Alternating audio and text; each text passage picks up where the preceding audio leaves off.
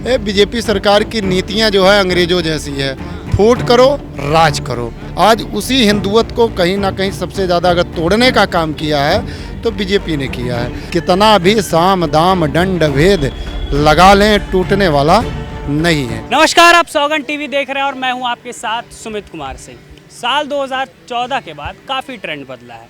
हमने पहले अरुणाचल में देखा कि किस तरह एक पूरी पार्टी आकर भाजपा में शामिल हो जाती है। फिर हमने कर्नाटक में देखा कि जेडीएस जो के विधायक टूटकर भाजपा में आ जाते हैं, और फिर मध्य प्रदेश में कांग्रेस के विधायक, उसके बाद महाराष्ट्र में शिवसेना, और अब जाकर एनसीपी के विधायक।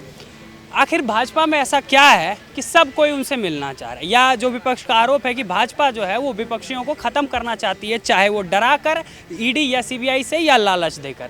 चलिए हम लोगों से जानेंगे क्या सचमुच देश में विपक्ष को ख़त्म किया जा रहा है। क्या कहेंगे, जिस तरह लगातार पार्टियां टूट रही 2016 से ही देख रहे हैं। अरुणाचल से किस्सा शुरू हुआ, आज देखिए कल महाराष्ट्र में एनसीपी टूट गई। देखिए, बीजेपी सरकार जब से आई है, ये बीजेपी सरकार की नीतियां जो है अंग्रेजों जैसी है। फूट करो राज करो, फूट करो राज करो। ठीक है, माननीय प्रधानमंत्री मोदी जी विदेशों में क्यों जाते हैं? इसी कारण जाते हैं। वो बोले ना कि मैं देश का चौकीदार हूँ। आज देश की चौकीदारी कहाँ कर रहे हैं? ठीक है, तो ये इनकी नीतियाँ जो है विदेशियों जैसा है, अंग्रेजों जैसा है। और वहीं पे महाराष्ट्र में बाला साहेब ठाकरे हुआ करते थे, मोदी जी जाके उनके जूते उठाया करते थे। ठीक है, उनसे गुरु दक्षिणा लिया करते थे। आज उसी महाराष्ट्र से जहां हिंदुत्व मजबूत हुआ करता था, आज उसी हिंदुत्व को कहीं ना कहीं सबसे ज़्यादा अगर तोड़ने का काम किया है तो बीजेपी ने किया है। लेकिन आपको कोई घबराने की बात नहीं है। ठीक है, 2024 में ना आपको परिवर्तन नज़र आ जाएगा। ठीक है, पहले एकनाथ शिंदे आए तो ये जो छोटे छोटे मेढक हैं ना, ये पानी में पहले बारिश आती है तो निकल पड़ते हैं। ठीक है, तो वो बारिश वाले मेढक हैं। जो मगरमच्छ है ना, वो बैठे हैं धाक लगा कर। और 2024 में आपको परिणाम निकल के आएगा। जो महागठबंधन बना है ना, वो इस बार ऐसा गठबंधन बना है कि कितना भी साम दाम दंड भेद लगा लें, टूटने वाला नहीं है। कैसे कह रहे हैं टूटने वाला नहीं? अरविंद केजरीवाल का लगातार कांग्रेस दिल्ली में ही विरोध करती है। एनसीपी में एनसीपी के नेता शरद पवार सबसे अनुभवी थे। कल को उन्हीं की पार्टी टूट गई, उन्हीं के भतीजे 40 विधायक लेके भाजपा की सरकार में शामिल हो, कैसे टक्कर देंगे? मैं यही तो बता रहा हूँ, राजनीति में जो दिखता है वो होता नहीं है, और जो होता है वो दिखता नहीं है। ठीक है, अभी आपको ये बात नहीं, मैंने क्या बोला कि 2024 आते आते ना, अभी एकनाथ शिंदे थे, पहले उद्धव जी थे, एकनाथ शिंदे आए, और फिर किसकी सरकार बनने जा रही है? और महाराष्ट्र की जनता जो है वो परेशान हो चुकी है।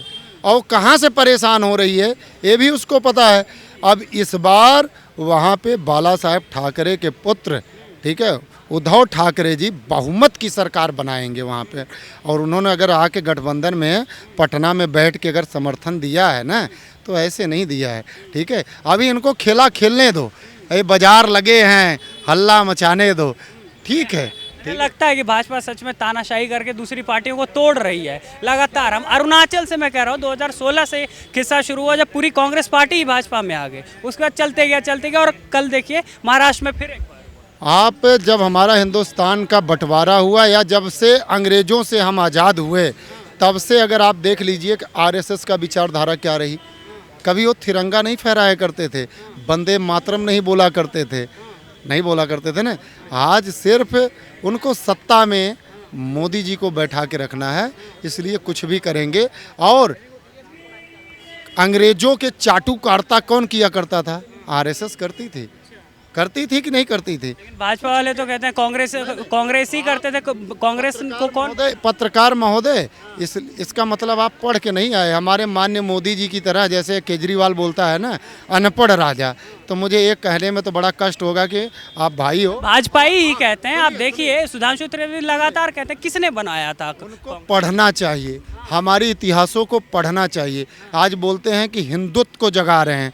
हमारी हिंदुत्व पहले भी मजबूत थी, आज भी मजबूत थी, और भविष्य में बड़े बड़े आक्रांता आए और लोहा लिए और उल्टे पैर भाग खड़े हुए। और एक से एक इतिहास है। ठीक है, ये बीजेपी वाले सही, जैसे भाई साहब क्या कह रहे हैं? वो बोल रहे हैं कि हिंदू नहीं थे। सही है, ठीक है। नहीं, आप बोलिए, आगे आइए, बिल्कुल देंगे, समय देंगे। पृथ्वीराज चौहान कौन थे? सर जी। पृथ्वीराज चौहान कहाँ से थे, आल्हा उदल कौन थे, भगत सिंह कौन थे, चंद्रशेखर आज़ाद कौन थे, इंदिरा गांधी कौन थी, राजीव गांधी कौन थे, सब इसी भारत धरती से थे। तो क्या हिंदुत्व उस समय कमज़ोर हुआ? नहीं।